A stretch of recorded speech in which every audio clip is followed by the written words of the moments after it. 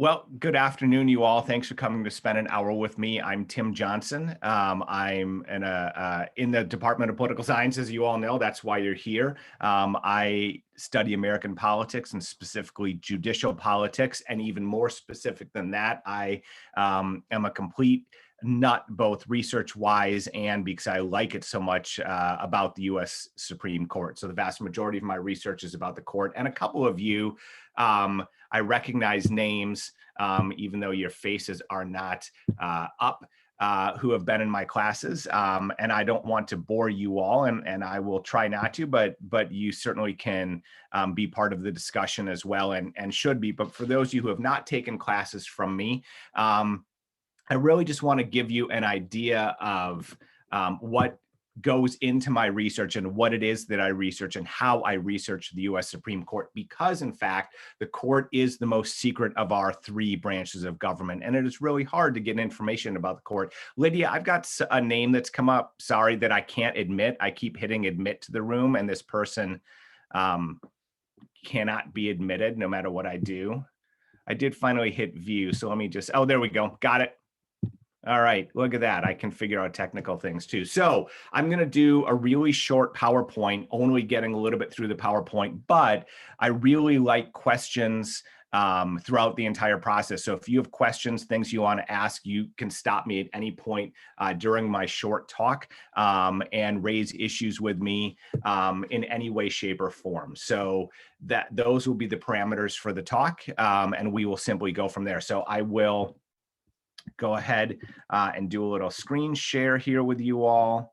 And this is my normal talk, if you will, on the US Supreme Court, although it is shortened a little bit. So sort of behind the scenes of the Supreme Court and how we study the court. And it really begins with this idea of well, I guess I'll begin with just sort of a roadmap, why you should care about the court, what happens inside the court. And then the other part of that question of what happens inside the court is how we actually study what goes on inside the court. So that's really where I want to begin. And the first question is this: why should you care about the court? And this begins, for those of you who have not studied the United States Supreme Court or taken my Con Law series yet, it really begins with not the first Chief Justice of the United States, who, if you're ever on Jeopardy or do it or play trivia, was John Jay, who John Jay College in New York City is named after, but in fact, the most famous of the early Chief Justices, and that is John Marshall. And Marshall said in the famous or infamous, depending on how you think about it, case Marbury versus Madison, this is his famous quote that I don't ask students to memorize much, but this is one of the things that you should probably memorize if you like the Supreme Court at all. It is emphatically the province and duty of the judicial department to say what the law is. And what that really means is it sets the stage for judicial review, where the US Supreme Court can decide whether laws passed by Congress are constitutional, or laws passed by states or executive orders written by presidents are constitutional or not. And in the parlance of US government, Congress passes the laws, president executes those laws, or the executive, and then the court decides whether those laws are constitutional or not. And so the court has a lot of power, and that's one of the key reasons why you should care about the court. But the other is actually written by a theorist who some of you have read in your theory courses, I'm sure, Alexis de Tocqueville. And when he was in the US and studying our system, because it was such a brand new way of governing, even under a democratic structure, de Tocqueville really was taken aback with the power that courts had. And here's what he said about the judicial branch: scarcely any political question arises in the US that is not resolved sooner or later into a judicial question. That is almost everything. You can think about almost any issue that you could come up with that is political or policy, and it is the court, in fact, that will have something to say about those issues. So the court is incredibly powerful because of Marbury versus Madison, and because of that power, so many questions end up in its hands. And it's for those reasons that I really do believe that you should care about the court. And it's one of the reasons that I've spent my career not only teaching in the classroom about the court, but all of my research is about how the court makes decisions and how those decisions affect not only the federal government, but the lives of people throughout the entirety of the United States. So for those of you who have not taken one of my courses, I will just quickly give you about a 30-second primer on how the court works in terms of deciding. It all begins at the agenda setting stage, and the court is asked to take a case or not to take a case. You, in fact, do not, except in maybe like 0.001% and even less than that probably types of cases, you don't have a right to have the U.S. Supreme Court hear your case. And so the justices have almost complete control over the court's docket, that is its agenda. And for the most part, if you ask the court to take your case, it is going to deny your request to take that case. In any given year, there's about 8,000 litigants who ask the court to hear a case, to right or wrong that they believe happened in a lower court. And the court hears fewer than 80 of those cases. So fewer than 1% of all the cases that are brought to the court, the justices actually hear. And then what happens in that case is whatever the lower court said actually is what stands as the law of the land, at least within the jurisdiction of that lower court. But if the court actually takes your case, or in its parlance grants the case, then the parties are asked to submit legal briefs arguing why their client should win the particular case. And it's so funny when I talk to students and groups about this, because to call these things legal briefs suggests that they are short arguments, right? Brief, pretty literally translated, means short.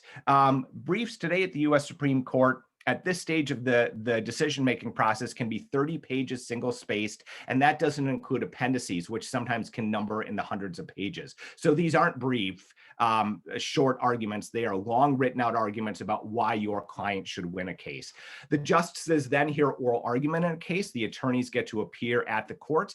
This is perhaps one of the most interesting parts of the court's decision-making process. And in fact, if you look at my website, you'll note that I've spent the vast majority of my career studying this part of the court's decision-making process. And today, well, not on a Friday, but next week, and for, I guess next week's the last week of this term in terms of oral argument, when the court hears arguments, as they've been doing since last May, they're now doing it over the telephone due to COVID, but C-SPAN is live streaming those arguments. So if you want to hear the justices speaking and asking the attorneys questions at 9 a.m. or 10 a.m., I believe next Monday and Tuesday are the last couple of days of arguments, although don't quote me on that. You can go ahead and actually listen to the court in action, which you generally can't do unless you show up in open court to see the arguments, and seating is incredibly limited.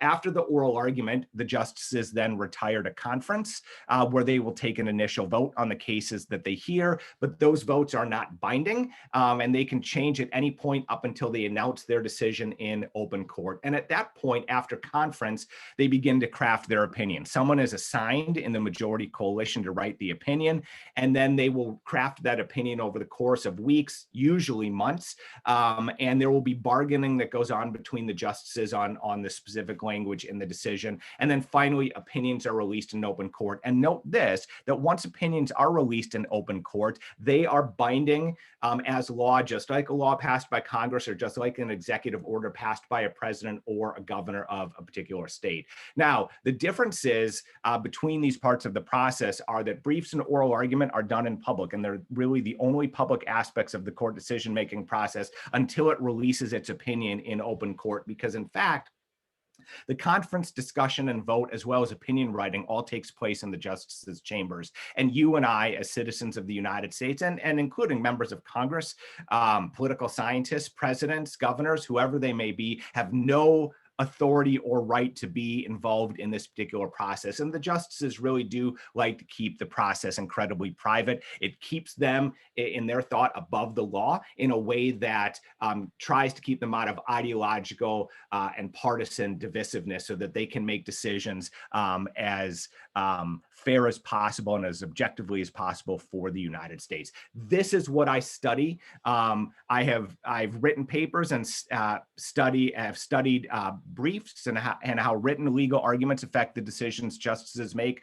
As I said, I've spent my career, I've published 3 books, as well as dozens of articles about the oral arguments and how that's the rhetoric that goes on between the justices and the attorneys affects decisions the justices make. I'm embarked on a multi-year project that began at the end of 2016, early 2017, on the private conferences of the justices.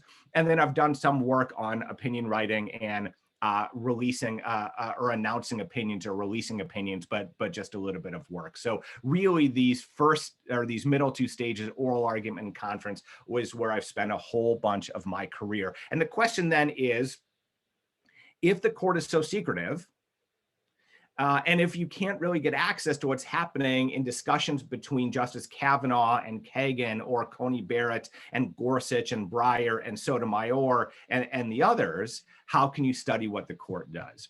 And the way that we know how things act is we, in fact, do a lot of archival research. And it's interesting because I was trained as a quantitative political scientist. Those of you who have taken 3085 will know what I'm talking about, where I use statistics to try to tease out general relationships between political, or in this case, political and legal phenomena. And generally, in order to make arguments that are systematic and generalizable, you don't turn necessarily to archival data. But what we have done is, and by we, I mean former students of mine, colleagues around the country who love to study the court and write about the court on a regular basis, we've figured out ways to turn archival data into quantitative data so that we can analyze and tease out these generalized relationships. And so we spend a lot of time, and I don't much anymore, especially during the pandemic. I now generally send people to do work for me, but I've spent hundreds of hours at the Library of Congress, and sadly not in the beautiful Jefferson room of the library, or the Jefferson building of the Library of Congress, where Nicolas Cage hung out during his couple of movies. If you haven't seen them, despite it being Nick Cage, they're phenomenal movies. They're just really fun to, okay, they're not phenomenal, they're fun to watch. Where we spend most of our time is actually in the Madison building, which is a 1960s, looks like a nuclear bunker across the street from Jefferson. And we spend the vast majority of our time in this room right here, sitting at these desks. It is known as the manuscript reading room.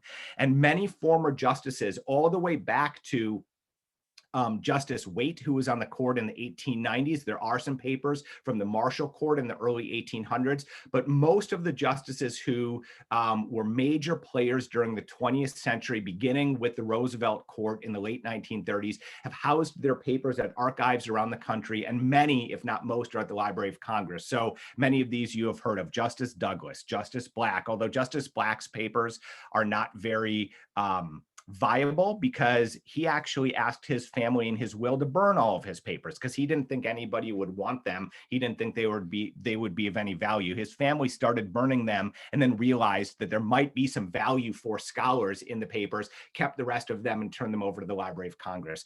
Thurgood Marshall, William Brennan, Chief Justice Earl Warren, he of Brown versus Board of Education fame, and then some Nixon appointees. One Nixon appointee in particular, I guess one, Harry Blackmun, who is from Minnesota, Minnesota's own Harry Blackmun, who may be the best archives that exist at the Library of Congress. And so those are the main papers that we use at the Library of Congress. We also use papers from former Chief Justice William Rehnquist. His papers are housed at the Hoover Institute at Stanford, and then Justice Lewis Powell, who is also a President Nixon appointee, whose papers are at they're in Lexington, Virginia, at Washington and Lee University Law School. And so we travel around the country. And in the early 90s, when I was in graduate school, so almost 30 years ago now, there weren't digital cameras. And so we would actually photocopy the vast majority of papers that would come out of these files. We don't actually get access to this left-hand picture. We will use finding aids, and then we will go and ask the librarians who run and staff the manuscript room to go back and get these boxes for us, and they're in climate controlled rooms, and they're very, very tight on security. And so today we take digital pictures. And so it's much easier to go into the archives, gather a lot of data really quickly when you know what you're looking for, and then you can take them back to the University of Minnesota or other places where my co-authors do their work, and then we can analyze them. And so really, what my work is about when I am not in the classroom with you, which is one of the major questions that Faculty Fridays is about, is how we do our research and what we do. And so I spend a lot of time in the archives, and have spent a lot of time in the archives, and then we analyze those archival materials. Some of you all who have taken my 3309 class actually did some work on archival materials for us on our SCOTUS Notes project, which is where we are studying conference. And those are some of the justices' private conference notes that are written in, for the most part, pretty horrific cursive handwriting. And so they've had to have been transcribed. And over the course of the past 2.5 to 3 years, we have had 30,000 images from this manuscript reading room at the Library of Congress transcribed, and they've been transcribed 10 times each so that we can get a reliable measure of what all the words actually are, for a total of just about 300,000 images having been transcribed over a 2.5 to 3 year period. And many of my students in 3309 have taken part and have transcribed hundreds, if not several thousands of those notes, so that we can use them to analyze how these private conversations between the justices lead to the decisions that they make. Now, I've got maybe 6 or 7 other slides that will show you some images of those archival materials, but I'm going to actually stop sharing right now. And I can show you those images, but I think what I would rather do for the last 35 to 40 minutes that we have is to take questions if you have questions at all about the US Supreme Court. The bottom line for me is, and it's the bottom line that I would think for you if I can give you all some unsolicited career advice, and that is you need to find something that you absolutely positively love, whether that's going into the law, whether it's going into academia, whether it is becoming a doctor or a nurse, or going into the military, whatever it might be, you need to find something that brings you joy and brings you absolute happiness. It's the most important thing. And I got to tell you, every single day of my career where I've been writing about the court or teaching about the court has been a day that I've absolutely positively loved my life and my career choice, even when I get frustrated when research doesn't go exactly the way I want, or I feel like I've given a bad lecture on any given day. So, I wasn't sure what you all wanted for this. And so this is, I will stop at this point and I will take questions, because I think the interaction is a lot more fun than me just lecturing at you for another 40 minutes. So shoot away. You don't have to type anything in the chat. Just unmute yourself and ask anything you want to ask. Had you always been interested in the Supreme Court, or is that something you discovered in your undergrad, your postgrad? How did you discover your love for the Supreme Court? Excellent question. Was that you, Rebecca, that asked that? I think yes. That was. Yeah, okay. So look, I'm a self-proclaimed geek of all geeks. I was on the speech and debate team for 4 years in high school. I did college debate for 4 years. My favorite accomplishment in college debate was my sophomore year, where we made the Sweet 16 of the national championships. And that year actually was a topic about the US Supreme Court. I also had an advisor in college. I went to college, for those of you who are from Minnesota, just south of where you are and just really closer to where I am. I live in the South Metro at Gustavus Adolphus College. And I had an advisor who was a legal scholar and really got me into the court. And I'd always followed the court as a kid. My dad was a social studies teacher, and so that was part of social studies that interested me. And so it had always been there, and I knew I didn't want to go to law school, right? I'm giving this talk with a hoodie on, right? This is the way I like to dress. I didn't want to wear a 3-piece suit downtown Minneapolis at a law firm working 80 hours a week. I'd rather be dressed comfortably doing research that I love. And I promise, Rebecca, this is getting to the punchline of the answer for this question. So I'd always had this interest. On the other hand, I had an interest in Central and Eastern Europe. Bizarrely, and I don't ask me to explain it because I can't. Not only was I a political science major in college, I ended up being a Russian major. And so while I can't really speak much Russian anymore, I just sort of fell into a Russian major. And so I was in college in the late 80s, early 90s, right when the Berlin Wall was falling and the Soviet Union was falling. And so I got interested in constitution writing in Central and Eastern Europe. I applied for a Fulbright. I actually made the finalist list for a Fulbright, but who the hell was going to give a Fulbright to a snot-nosed 22-year-old? That's what I was at the time that I'd applied. So I didn't win at the final stage. Went to graduate school, and I was going to still study Central and Eastern Europe. And I ended up taking a class on American politics and then a second one in the same semester on the US Supreme Court from a scholar by the name of Lee Epstein. If you Google those two words, Lee Epstein, you will find she is the #1 person that will come up on Google. She didn't pay for that. Nobody is pushing her website. She is the foremost, single best, hands down scholar of the US Supreme Court in the entire world. Period. End of story. She is also the scariest human being I've ever met. She stands about 4'2", 90 pounds. She'd be mad at me if I gave her height and weight, but that's close to it. And she would have kicked my ass on any given day. And there were times that she did in graduate school. And for some bizarre reason, Lee took a liking to me and added me to her group of graduate students. And that was all history after that. I took all of her classes. She and I wrote some papers together. She taught me how to become a good writer. She taught me why the Supreme Court was really cool. She's the first person that got me to the archives at the Library of Congress. And so my entire career really comes down to, I always liked the law. I always liked politics. I always liked the Supreme Court. But then I met this absolute hurricane of a human being, because that is probably the best way to describe her. And she just made it all happen for me. And so that's it.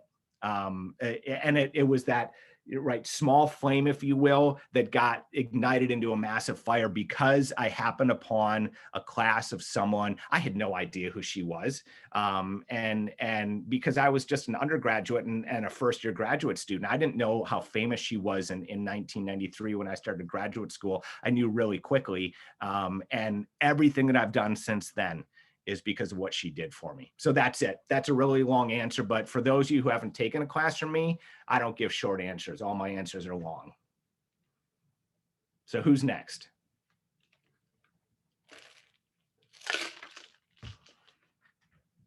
I was wondering if you could tell us about the case that they're going to present at the oral arguments next week, if you knew anything about it. Are you talking the free speech case? Whichever one they're going to argue next week. Sure. So on Wednesday, you all should listen to this case. It is Mahoney School District. I believe it's out of Pennsylvania. So I think there's 4 cases left. So I think there'll be 2 like on Monday and 2 on Wednesday, but it could be Tuesday and Wednesday. Again, you can Google these things. It's why I never keep dates in my head. But the most interesting case next week is going to be Mahoney, and I forget what the young woman's name is. It's Brianna something. Here's the long and the short of the case. She tried out for a cheerleading team in her high school. She didn't make it. She went home pissed off, as I would imagine any of us would be if you don't, or at least upset if you don't make a team that you've tried out for and you think you're good enough. And now I'm going to try to talk all your language.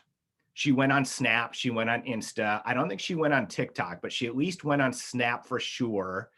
And Snap is actually what the case is about. And I actually just talked about this to high schoolers, and I'll talk about it differently to you all because you all are adults. She basically, I won't quote her directly, but it's something to the effect of, you all fucking suck at this high school. I fucking hate the cheerleading team. The coach is a bitch. Just laid out the school. Someone took a screenshot, because you all know Snap better than I do. You know, you can screenshot snaps, right? So someone took a screenshot of it, turned it into the coach, and the school suspended her. So the question in this case is her freedom of speech versus the schools and the school district's ability to keep order in the school district. So this entire case, for those of you who have taken law classes at all, you may have heard, or even in your civics or American government classes, you may have heard of the famous case Tinker versus Des Moines during the Vietnam War in Des Moines, Iowa. The Tinker, I always forget their names, brother and sister, and then like 3 or 4 of their friends wore black armbands to school with a white peace symbol on them just to protest the Vietnam War. They weren't there to try to fight anybody. They weren't there to have a massive protest. It was a silent protest. And what comes out of Tinker, because they were suspended as well, the Supreme Court rules in the late 1960s that students do not shed their constitutional rights when they walk in the school door. Tinker is going to be the key to the Mahoney case. And the linchpin of the Tinker case was whether or not there was a mass disruption to the school and the school district. And it turns out there wasn't. There's a great question at oral argument. And for those of you who know, you'll know this site. If you don't, I'll spell it. You can go to a site called oyez.org, oyez.org. You can listen to the oral argument of any Supreme Court case back to 1955, which is the year that the court began recording them.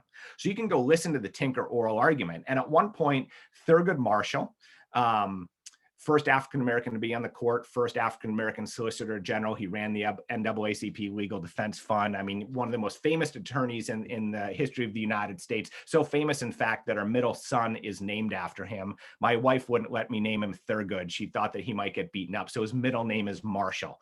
So he's named after a famous attorney. Thurgood Marshall says to the attorneys in this case, and I promise this is coming back to the case next week, were there any fights? Did the Tinkers cause any fights? And how many kids are in the school district? And the answers from the school district attorney were, I think at the time in Des Moines, there were like 8,000 students in the school district. And there was one potential fight, and that was a kid wanted to fight one of the Tinker children, I think it was the boy, and a football player intervened to protect the Tinkers, to protect their right to protest. That was it. No one said anything in class. Nobody stood up screaming in the middle of a classroom or down the hallway. And that's going to be the same issue here, right? Did this young woman disrupt the school? Probably not. She was venting. Should she have vented that way? Probably not. But is her venting in the way she did, calling people names and using swear words, protected? It actually is. She wasn't on school grounds. You all know her Snapchat was not probably a school account. It was her personal account. She was probably not using, in fact, we know from the fact she wasn't using the school computer. She was using her phone. I don't even think you can use your computer for Snap, right? It's literally for your phone where you're taking pictures. So she's probably going to win a 9-0 decision. The question is, why did the court take this case? Probably took it because it hasn't decided a school free speech case in quite a long time, since the early 2000s. It's been almost 20 years, and they want to make sure that they can flesh out the rights of students in schools. So, if you want to listen to an interesting case, if you've never listened to an oral argument, I would go on Wednesday. It starts at 10 Eastern, so 9 o'clock our time. You can either go to cspan.org or go to scotusblog.org or scotusblog.com, and they'll have a link, and you click right on it and you will start hearing the justices and the attorneys speak. So great question, Layla. Who else? Professor, could you talk a little bit about the size of the court and how it's changed over the years? And I'm kind of getting into kind of this court packing kind of conversation that's coming up these days. Excellent question, Steve. So the court begins with 6 justices, which is kind of dumb, right? Because anyone who knows anything about math, and I'm bad at math, all the statistics I do, I've got programs that run models for me, so I don't have to do math by hand anymore. But with an even number, it's much easier to get ties, right?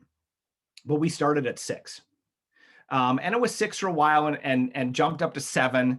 And then the major changes that took place in the court all surrounded the Civil War. So we're sitting at 7. Lincoln wins. We see the Civil War looming. And the North starts to freak out, obviously, about a lot of things, right? You've got half the country that's going to secede.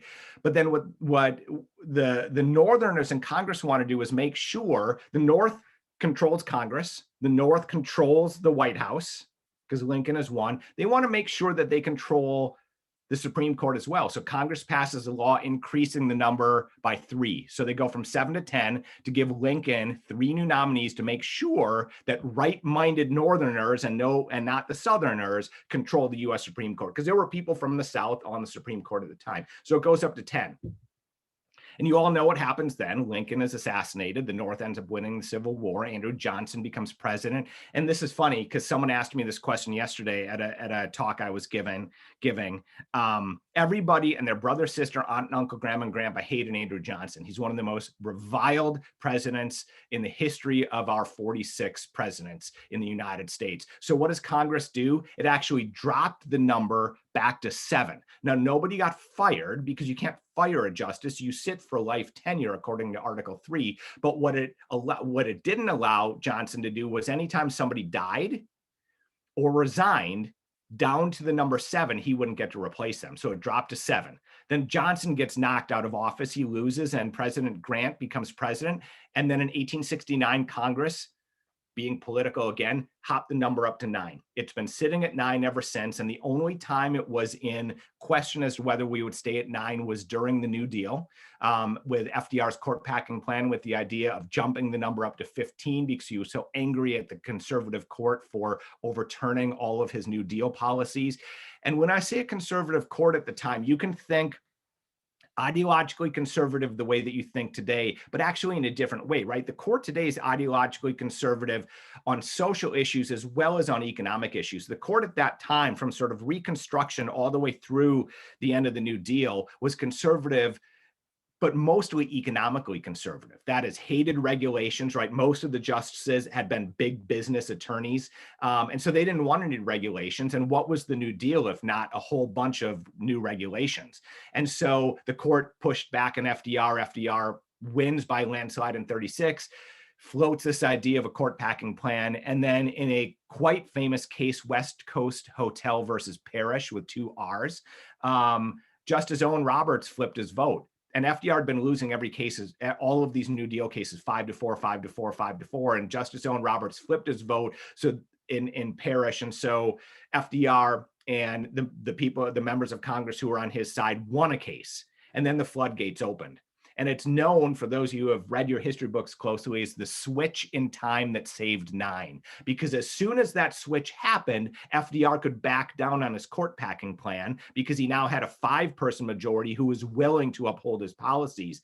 Here's the interesting part about this. By 1941, FDR had essentially packed the court anyway, because a majority of justices between 36 and 41 died or retired, and he replaced them all with some famous names you would know: William Douglas, Hugo Black, Felix Frankfurter, Robert Jackson. Those were his 4 appointees. And then Charles Evans Hughes, who ends up becoming chief at one point. So he ends up with 5 appointees to the bench, which is a majority, and he didn't have to pack the court. So that brings us to what you're asking, Steve, and that is court packing today. Here's what I'm going to say. Probably not going to happen. Not politically expedient for the Democrats to do so. I think if they were going to do so, they probably should have done so in the first 100 days. They should have done it very, very quickly. Unfortunately, the Biden administration got waylaid, just as the Trump administration did with the pandemic, and needed to try to fix things as quickly as humanly possible. So Biden put all his political capital into the pandemic. And now it's probably a little too little too late to be able to change the court, but they're going to think of other reforms. Here's what my nonpartisan, non-ideological advice would be to the Democrats. And that would be, this is the advice I would have given the Biden administration during the campaign, or right at the end, or right after he won. If you want to pack the court, you should actually only increase the size by 2 to 11. Don't go FDR 15. Don't try to put 13 on. And here's the reason you should go for 2. It's easily sellable to the public. Mitch McConnell, and what I will say, I don't care what you think about Mitch McConnell or what I think about Mitch McConnell, one of the most brilliant political moves in the history of the United States. He had nothing to lose. He refused to give Merrick Garland, our now Attorney General, a hearing. And one of 2 things was going to happen. Hillary Clinton was going to win, and then Garland just gets on the court, and McConnell has lost nothing, except the court has lost some time. Or 2, Trump would win. That's not going to happen. Nobody believed Trump was going to win. And McConnell was going to get lucky and then get a really conservative person on the court. What happened? McConnell got lucky because Trump did win. So they, in essence, packed or stole, from the Democrats' point of view, that Merrick Garland seat. Well, remember the argument that was made as to why we didn't give Merrick Garland a hearing. It was an election year. We don't put new justices on the court in a presidential election year. But when did Justice Amy Coney Barrett get on the bench? A week after the election, and she had her hearings before the election. So complete lack of any morals at all by Senator McConnell, but he got what he wanted. So the argument that I would make, and I've made publicly to others before, is you take two new justices, you take back Merrick Garland's seat, you take back Amy Coney Barrett's seat, and now you actually reset the court at the status quo. Because before Coney Barrett and before Justice Ginsburg's death, there were 4 really conservative justices, 4 really liberal justices, and the chief in the middle. By putting 2 new justices on the bench, you'll have 5 really conservative justices, 5 moderate to liberal justices, and the chief justice in the middle. And it'll essentially reset everything. I think it could be sellable to the public, but again, probably not going to happen. Much more history than you probably wanted, Steve, but it should give you some good context for what's going on now. Grace, I see your hand is up next. So because I don't listen to oral arguments frequently, I'm curious about the right to privacy now with the addition of Justice Kavanaugh and Justice Coney Barrett, particularly because Carpenter, neither of them were on the court for the ruling. Right. I mean, in the end, the right to privacy is going to come ultimately back down to reproductive rights. I don't make public predictions, and this is the only reason it's sad that Lydia is recording this session. And this won't really be a prediction, but my hunch, having studied the court now for 25, 26 years, is that the right to privacy, at least in terms of reproductive rights, will not go away. The central holding of Roe versus Wade, that is that a woman has a right to choose an abortion on demand, will not go away. And I'll give you several reasons why I don't think Roe will be overturned. In 1989, with an equally conservative court, Justice Harry Blackmun, who wrote the opinion in Roe, was asked by a member of the press right before the start of the court's term, is Roe dead? And Harry Blackmun said, yep, Roe is dead, count the votes, Roe will be overturned this year. Well, the court didn't overturn Roe. Again, in 1992 in Planned Parenthood versus Casey, where the court was even more conservative now because Justice Clarence Thomas had joined the bench in replacing quite liberal, very liberal Thurgood Marshall. Again, Blackmun's asked by the media, is Roe dead? And almost in tears, Blackmun's like, yep, it's totally gone now. They've got the votes. Again, it wasn't overturned. The court changed the standard by which we determine when a woman has a right to choose abortion on demand, from the Roe versus Wade trimester scheme to Justice Sandra Day O'Connor's idea of the undue burden standard, right? Does a law passed by Congress unduly inhibit a woman's right to obtain an abortion? And if it does, then that law is probably unconstitutional. If it doesn't unduly burden her, then it's probably constitutional. So 2 very conservative courts in 89 and 92 don't overturn Roe versus Wade. Roe is even older now, right? It's going to be 50 years old a year and a half from now. Well, a little less than that, right? January 22nd of 2023, Roe will be 50 years old. It is so ingrained in the legal, sociological, in some sense, economic and psychological part of our culture that the court would be in real trouble if it overturned Roe versus Wade legitimacy-wise. Now, does that mean that it won't? Of course, it has the votes. In fact, the court doesn't even need Chief Justice Roberts' vote anymore. There are 5 very conservative justices, Coney Barrett, Alito, Thomas, Gorsuch, and Kavanaugh, that can overturn Roe. The 2 justices, bizarrely, that I think are going to save Roe versus Wade in this case are Chief Justice Roberts, and he's going to pull along his friend, Justice Brett Kavanaugh. And again, this isn't a prediction because I don't make those publicly, but Kavanaugh is the most moderate of all of the justices. In fact, there's some data that suggests he might be slightly more moderate than even the Chief Justice. But if Roe is to be saved, and I think it probably will, at least that central tenet that women still possess that right to privacy, the right to choose, it's Kavanaugh and the chief who are going to side with Breyer, Sotomayor, and Kagan to uphold that right. That said, Breyer probably isn't on the bench next term. It'll be a new, younger, moderate left-leaning justice, because I think Breyer probably will do the right thing and he will announce a retirement by July 4th of this year, but we'll see. Grace Johnson, second Grace in a row. Go ahead. All right, yeah, common name, and so is Johnson. Right, I know.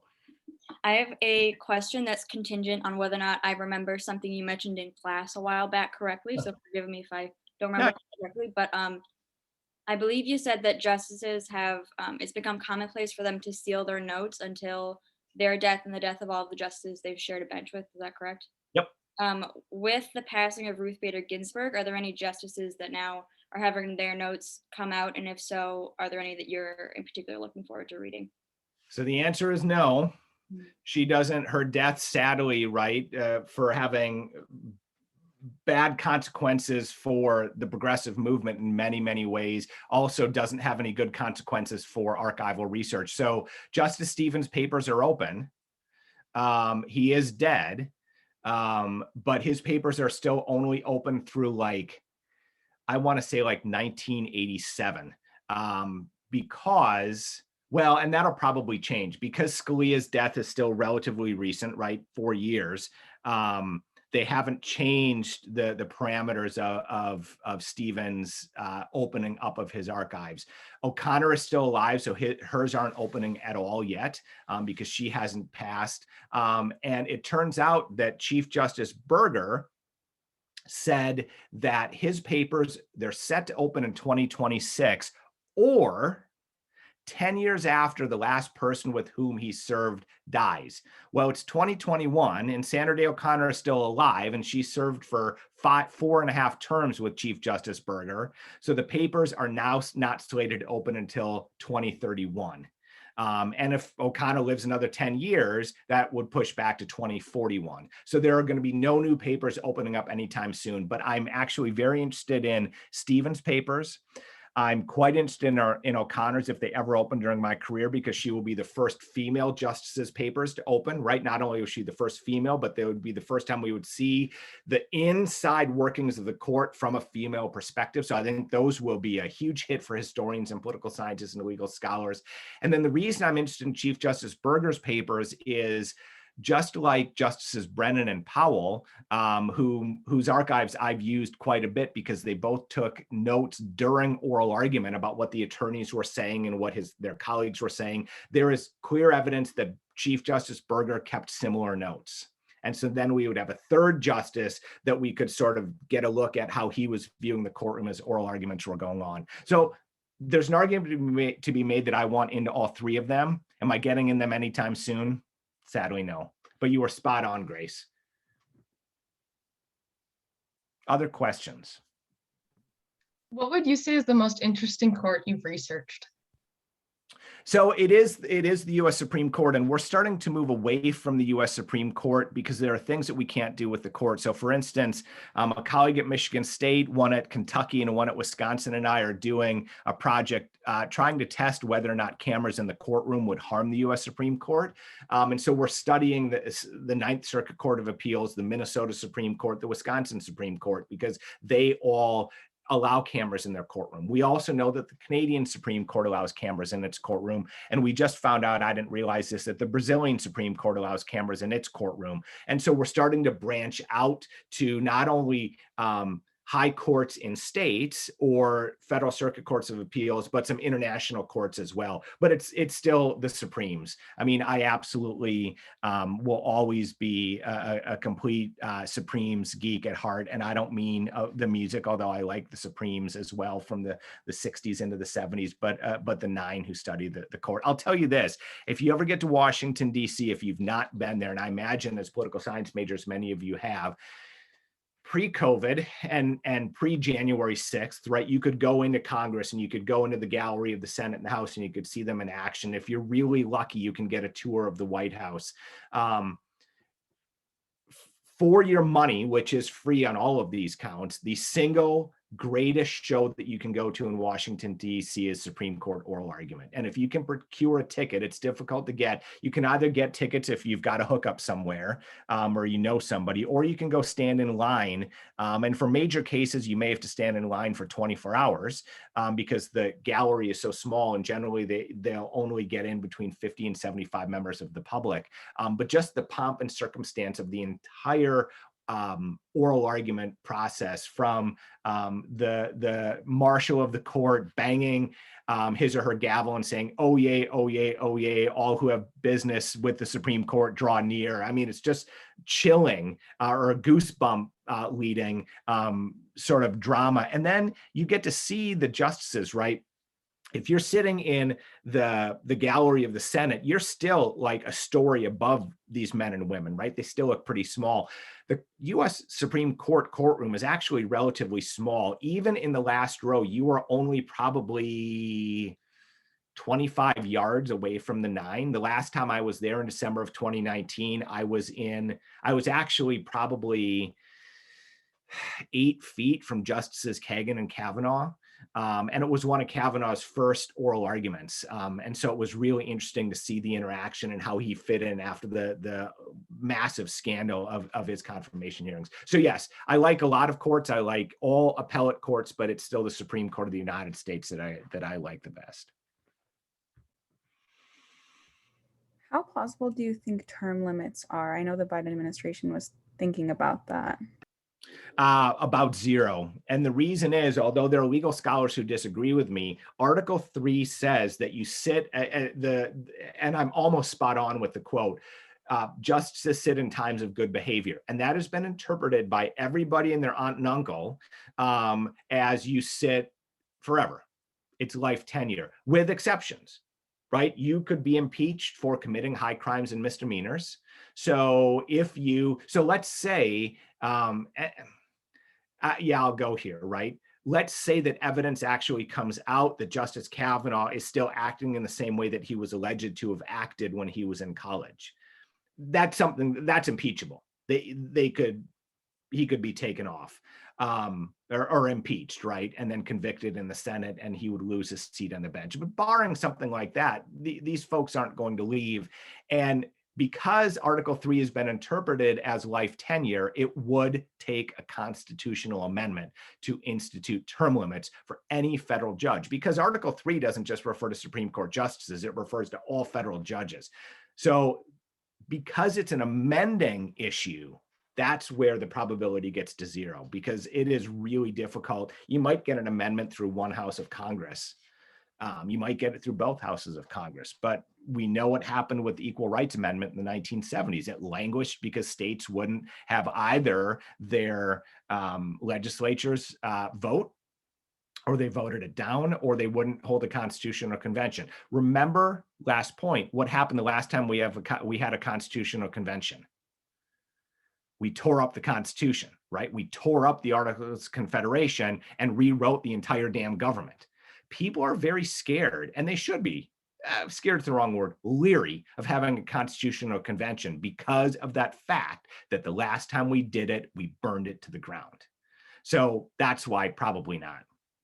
I don't know why one of my law professors was saying that it was more not about the good behavior terminology, but of what the meaning of the word office is. And they were saying that potentially if you can like demote a justice to like a court of appeals or something like that, that would be, is that just still just implausible?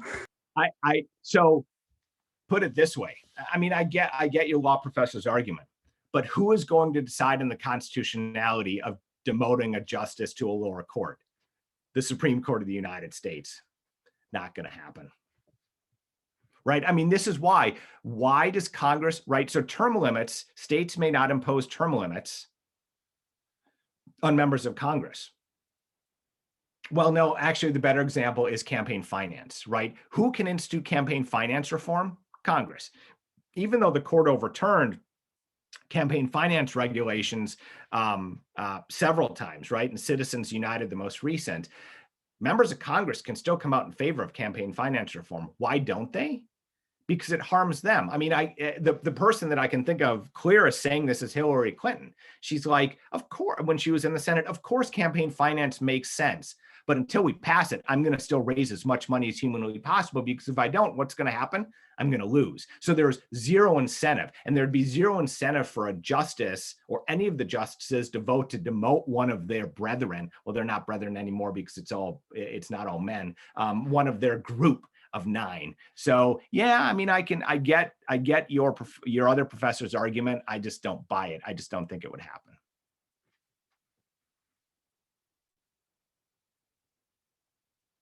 So there are resources on my webpage, which is z.umn.edu/TRJ. Otherwise, just Google Timothy R. Johnson. I think I'm the first one to come up.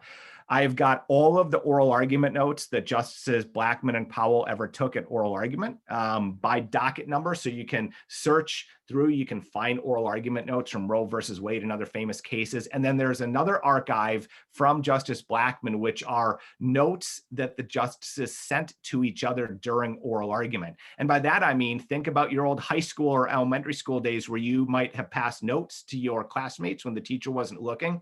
The 9 did the exact same thing. And they were not always about the case. I mean, sometimes there might be a note that would say, what do you think about what just happened, what the attorney just said there? But more often than not, they were things like, I can remember a note that was sent to Harry Blackmun from Bill Brennan. And he said, Harry, you look really tired today. Did you not get any sleep last night? I mean, so they are real human beings who think about things. Their minds wander like you do when people are lecturing to you when it's not pandemic over Zoom or not over Zoom, I guess. But so there's another archive there of all of the notes that Blackmun kept. Blackmun was incredibly inattentive. He kept all of these things. And so all the notes that the justices sent to one another are included in an archive on my webpage. And I will only give you the years between 1972 and 1974. Justice, then not Chief Justice, but Justice William Rehnquist, those of you who have taken my class like Grace know this, wrote during oral argument a dirty limerick. And Blackmun actually kept it in his archives. And so we've got that up in the archives as well. And that was the big concern the justices had about their archives being made public because they thought they would embarrass the court. And even something as embarrassing as, this guy in 1973-ish, I guess, writing a dirty limerick while attorneys are standing in front of him orally arguing a case, it never became a thing.